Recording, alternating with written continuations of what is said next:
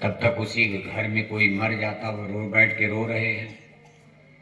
दुनिया में लाखों लोग जन्मते, वहाँ खुशी हो रही है। रोज लाखों लोग मर रहे, वहाँ लोग रो रहे हैं। ये संसार दुख और सुख, जन्म मरण, ये ऐसे ही चलता रहेगा। बहुत समाज सुधारक आए, बहुत समझाने बुझाने वाले आए, यहाँ तक कि भगवान को जन्म लेना पड़ा धर्म की रक्षा के लिए। 2 बार तो भगवान ही धरती पर आ गए। हिंदू धर्म कहता आप सब लोग हिंदू हो, यहाँ कोई मुसलमान नहीं बैठा है, सब हिंदू धर्म को मानने वाले, सब रामायण गीता रामकृष्ण को मानते हो। हिंदू धर्म कहता कि 2 बार धरती पर भगवान ने जन्म लिया, और दोनों बार उनका जन्म उत्तर प्रदेश में, भगवान राम ने अयोध्या में, भगवान कृष्ण ने मथुरा में, दोनों उत्तर प्रदेश में है। 2 बार भगवान भी धर्म को ठीक ठाक करके गए, लेकिन ये दुनिया फिर बिगड़ जाती है। आज फिर बिगड़ी हुई है। भगवान राम ने रावण को मारा, भगवान कृष्ण ने महाभारत करवाई, सब राजे महाराजाओं का भी ध्वंस करवा दिया। लेकिन आज फिर देखो सब लोग उसी अधर्म के रास्ते पर, पाप के रास्ते पर। जमाना फिर चल पड़ा है, कलयुग लग गया। तो ये संसार ऐसे ही। तो देखो कथा रविदास जी की चल रही थी, प्रसंग बदल जाएगा तो मीराबाई की बात भूल जाएगी। मीराबाई आपके राजस्थान के लिए नहीं, केवल स्त्री जाति के लिए नहीं, जितने लोग भक्ति करते, भगवान की भक्ति करना चाहते हो, सबके लिए मीराबाई एक आदर्श है कि भक्त को कभी भगवान पर शंका नहीं करनी चाहिए, कितनों मुसीबत आ जाए। और ये विश्वास आपको सदगुरु के द्वारा, गुरु के द्वारा प्राप्त होगा। रविदास जी के घर में देखो चमड़े के जूते चप्पल बन रहे हैं। उसी वंश में रविदास जी ने काशी में जन्म लिया, लेकिन उनके घर में कोई मांस नहीं खाता था, काम चमड़े का हो रहा। लेकिन रविदास जी के माता पिता भी शाकाहारी थे, और रविदास जी तो अवतारी पुरुष थे ही। अवतारी पुरुष कभी मांस नहीं खा सकता। उस संत सदगुरु के रूप में जन्म लिए। साहब कबीर से थोड़ा देर बाद में पैदा हुए थे। पहले साहब कबीर, उसके थोड़े दिन बाद संत रविदास जी का जन्म हुआ। इतिहास में माना जाता है कि रविदास जी के गुरु साहब कबीर ही थे। जब उनकी ख्याति काशी में बढ़ी, संत कोई मामूली चीज तो होते नहीं। संत उसको कहते हैं जिसकी आत्मा परमात्मा से मिल जाए। केवल तिलक टीका गिरुआ नीला पीला कपड़ा का नाम संत न। ऐसे संत तो भारत में कितने करोड़ों घूम रहे हैं, लेकिन उनके पास कोई ज्ञान नहीं, बोध नहीं, विद्या नहीं। आज तो सब लोग तिलक टीका लगा के गिरुआ पहन के, लेकिन सबके कर्म देखो कितने गंदे हैं।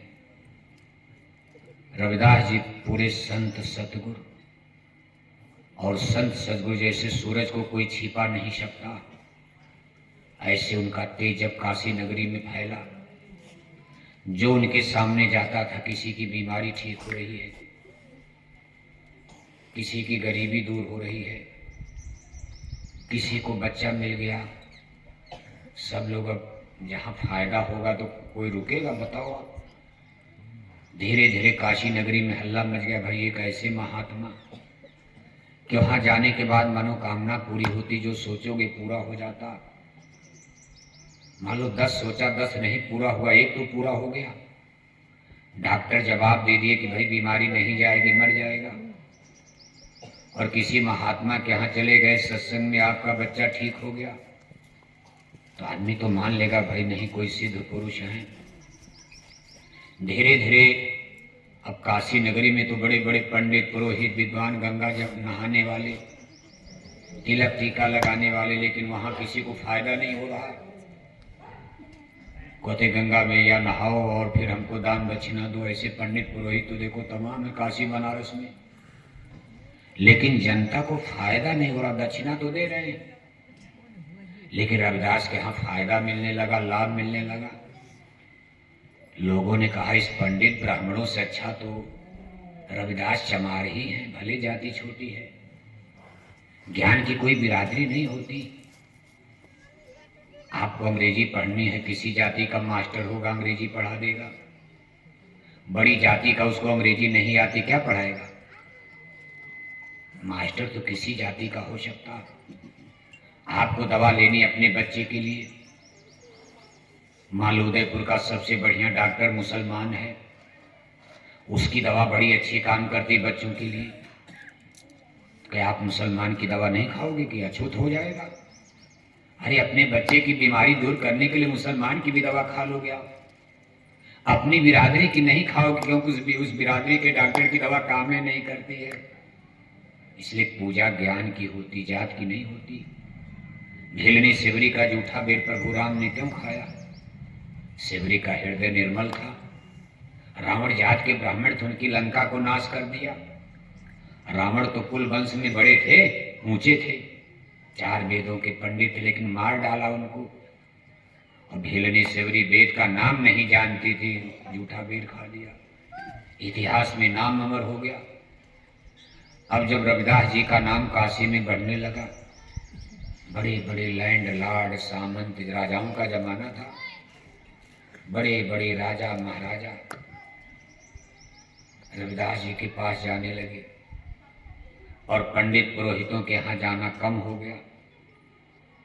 उनकी दान दक्षिणा रोजी रोजगार घटने लगा, तो ब्राह्मणों में ईर्ष्या हो गई, रविदास के प्रति दुर्भावना पैदा हो गई, भाई ये जात का चमार आदमी और राजा महाराजा इसका चरण छू रहे हैं, और हम जात के उच्च कुल के पंडित पुरोहित ब्राह्मण, हमारे यहाँ लोग आते नहीं। और देखो राजाओं की सूची में एक आपके राजस्थान के ही राजा पीपा का नाम आता। इसी राजस्थान के थे महाराजा पीपा। ये भी एक बार काशी नगरी गए थे। गंगा जैसे महाकुंभ, काशी का स्थान, प्रयागराज का स्थान तो तब जमाने से चल रहा, मुसलमानों के जमाने में, मुसलमानों के पहले भी काशी और प्रयागराज, अयोध्या, मथुरा का नाम हिंदू धर्म में लोग यात्रा करते थे, लेकिन तब लोग कम यात्रा करते थे। क्यों? बड़ी बड़ी नदियां बीच में, जैसे राजस्थान से आपको प्रयागराज, इलाहाबाद जाना है तो बीच में गंगा पड़ेगी, जमुना पड़ेगी, तमाम नदियां पड़ेंगी। पुल नहीं थे उस समय, ऐसी ऐसी सड़कें नहीं थी, कार मोटर हवाई जहाज रेल नहीं थी। अगर राजस्थान से आपको प्रयागराज महाकुंभ स्नान करने जाना है तो राजाओं के लिए तो मान लो हाथी घोड़ा रथ, गरीब आदमी के लिए क्या है, तांगा है, बैलगाड़ी है, खच्चर है, गधा है, पैदल चलो नहीं तो। इसलिए पुराने जमाने में ज्यादातर बुढ़े लोग तीर्थ यात्रा करने निकलते थे और पैदल जाना पड़ता था। जगह जगह राजाओं ने धर्मशाला जंगलों में बनवा दिया था, धर्मशाला सराय जिसको कहते हो। इसका खर्चा राजा लोग देते थे, वहां भोजन पानी का इंतजाम रहता, प्याऊ लगता था। सेठ साहूकार भी ऐसी व्यवस्था करते थे, राजा लोग भी करते थे, जमींदार सेठ साहूकार पैसे वाले, धर्मादा खाता में। और आपके राजस्थान में तो इसकी बहुत बड़ी परंपरा थी, धर्मशाला सराय में प्याऊ चलाना, भंडारा चलाना।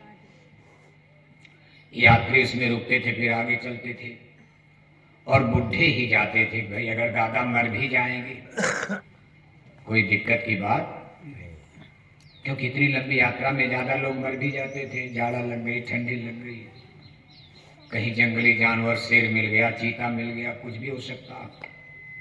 हिमालय में तो जाने में बद्रीनाथ केदारनाथ और खतरा होता था, चारों धाम लोग जाते थे। जब हिमालय में कहीं बर्फ गिरने लगी, तूफान आ गया तो मरी जाते थे लोग। तो मान लिया जाता था जब मर गए, दादा समय से नहीं लौटे, साल भर बीत गया, तब लोग कहते थे कि दादा को क्या मिल गई? मुक्ति मिल गई। क्या मिल गई? मुक्ति। अरे गए थे हिमालय में, मर गए, प्रयागराज मर गए तो मुक्ति मिल गई। जैसे इसमें भी अब महाकुंभ लगा, इतनी जनता इलाहाबाद पहुंच गई कि आफत मच गई, टट्टी पेशाब पानी बिजली। क्यों? कि अब सड़कें हैं, नदियों पर बड़े बड़े पुल बन गए, सबके घर में करीब करीब कार हो गई। इलाहाबाद में सबसे ज्यादा भीड़ तो कार मोटर, जितने आए उतने तो कार मोटर वाले हो गए। जगह उतना है, बल्कि छोटी होती जनसंख्या बढ़ गई, वहां इलाहाबाद शहर बस गया। प्रयागराज की जगह छोटी होती जा रही है, और इतनी सुख सुविधा है कि बच्चे भी पहुंच गए प्रयागराज नहाने का। तो उनको क्या जरूरत मुक्ति की? अरे मुक्ति तो दादा को, बुढ़ों को चाहिए, आपका तो जीवन अभी पढ़ने लिखने का। बच्चे भी पहुंच गए, जवान भी पहुंच गए, चलो हम भी देख लिया, मेला देख लिया। अब जब सब लोग पहुंच जाएंगे तो भीड़ मच जाएगी। थोड़ा देखो, पता चला कि भाई भगदड़ उगदड़, कुछ लोग मर भी गए, उसमें क्या क्या हुआ।